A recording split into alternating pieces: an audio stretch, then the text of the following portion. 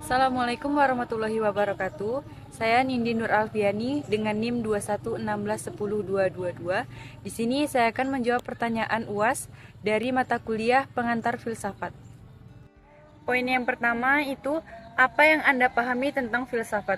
Jadi, filsafat itu adalah studi tentang kebenaran, nilai dan pengetahuan, serta pertanyaan-pertanyaan fundamental tentang keberadaan dan sifat realitas. Kemudian poin yang kedua yaitu mengapa manusia harus berfilsafat dan apa manfaatnya.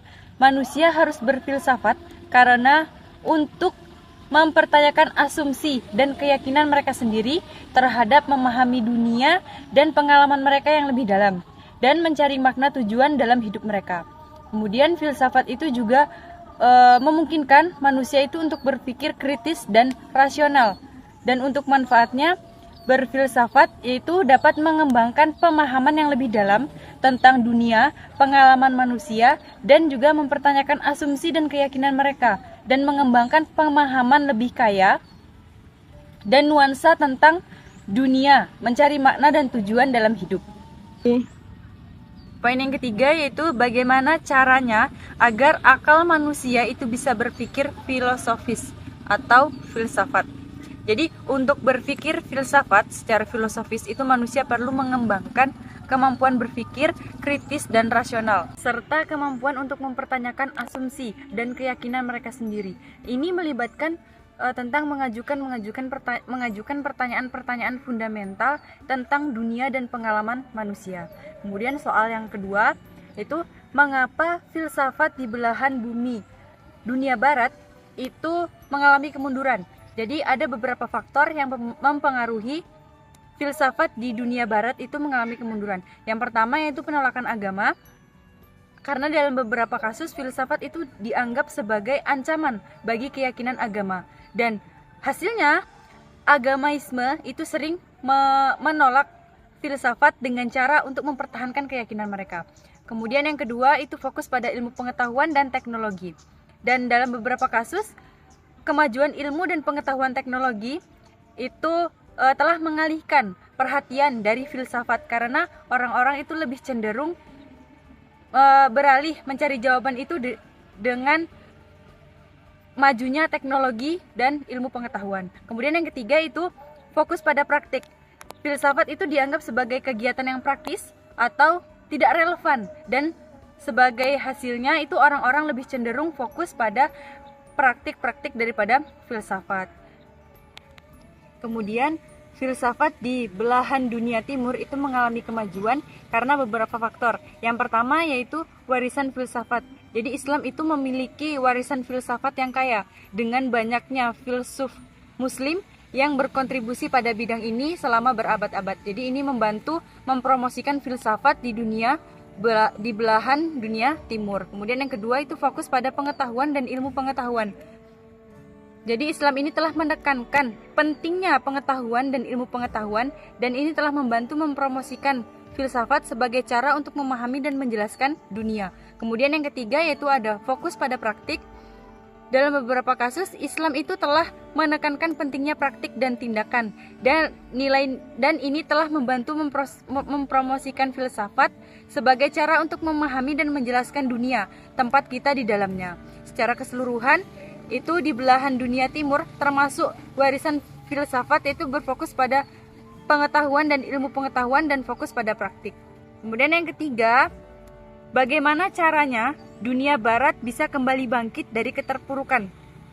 Jadi, untuk mengembalikan kejayaan filsafat di belahan dunia barat itu ada beberapa langkah yang dapat diambil, yaitu termasuk mempromosikan filsafat sebagai cabang penting dari ilmu pengetahuan, dan mendorong filsuf dan peneliti untuk mengeksplorasi dan mengembangkan ide-ide baru dan inovatif. Kemudian menciptakan lingkungan yang mendukung dan mendorong filsafat, termasuk lembaga-lembaga pendidikan dan pusat-pusat penelitian. Yang ketiga itu mempromosikan filsafat sebagai cara untuk memahami dan menjelaskan dunia dan tempat kita di dalamnya. Kemudian yang kedua itu ada Renaissance dan Aufklärung, adalah dua periode penting dalam sejarah filsafat di dunia belahan barat, dan ada beberapa hikmah pelajaran yang dapat kita ambil dari periode ini, termasuk yang pertama yaitu pentingnya pendidikan dan penelitian. Karena Renaissance dan Aufklärung ini menjelaskan tentang pentingnya pendidikan dan penelitian. Ini membantu mempromosikan filsafat sebagai cara untuk memahami dan menjelaskan dunia dan tempat kita di dalamnya. Kedua itu ada pentingnya kritisme dan pemikiran bebas. Itu Renaissance dan Aufklärung itu menekankan pentingnya kritisme dan pemikiran bebas, dan ini membantu mempromosikan filsafat sebagai cara untuk mengeksplorasi dan menjelaskan pengalaman manusia dan nilai-nilai sebagai cara untuk memahami dan menjelaskan pemahaman manusia. Kemudian yang terakhir itu ada pentingnya humanisme dan individualisme.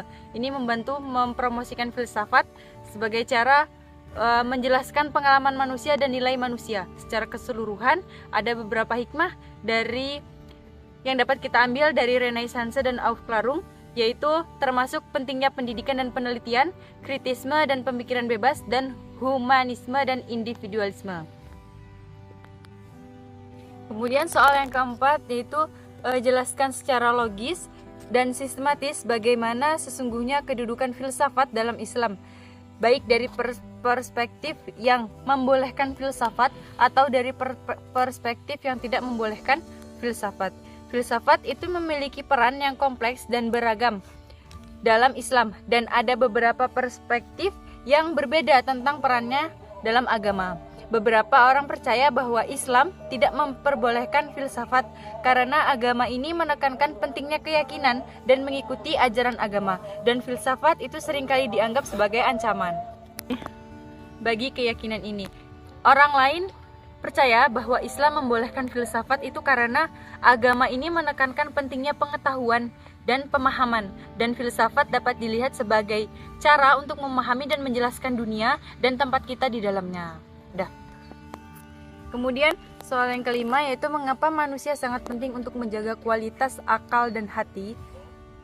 Karena akal dan hati itu adalah dua aspek fundamental dari manusia, yang mana akal adalah kemampuan untuk berpikir, memahami, dan mempertimbangkan ide-ide dan konsep-konsep, sementara hati adalah kemampuan untuk merasakan emosi, keinginan, dan kebutuhan. Jadi keduanya itu sangat penting untuk memahami dan menjelaskan dunia dan tempat kita di dalamnya, dan untuk membuat keputusan dan menjelaskan dunia dan bertindak secara bertanggung jawab dan bermoral. Ya, kemudian yang kedua, yang B itu bagaimana cara untuk menjaga kesucian dan kemurnian akal dan hati.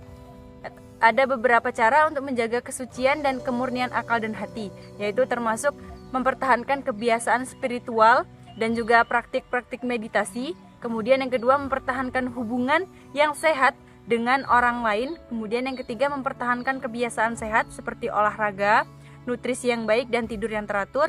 Kemudian yang keempat itu mempertahankan kebiasaan membaca dan belajar tentang topik-topik seperti filsafat, sastra, dan ilmu pengetahuan. Baiklah, cukup sekian yang bisa saya sampaikan. Banyak kurangnya saya minta maaf yang sebesar-besarnya. Saya akhiri, wabillahi taufiq wal hidayah. Wassalamualaikum warahmatullahi wabarakatuh.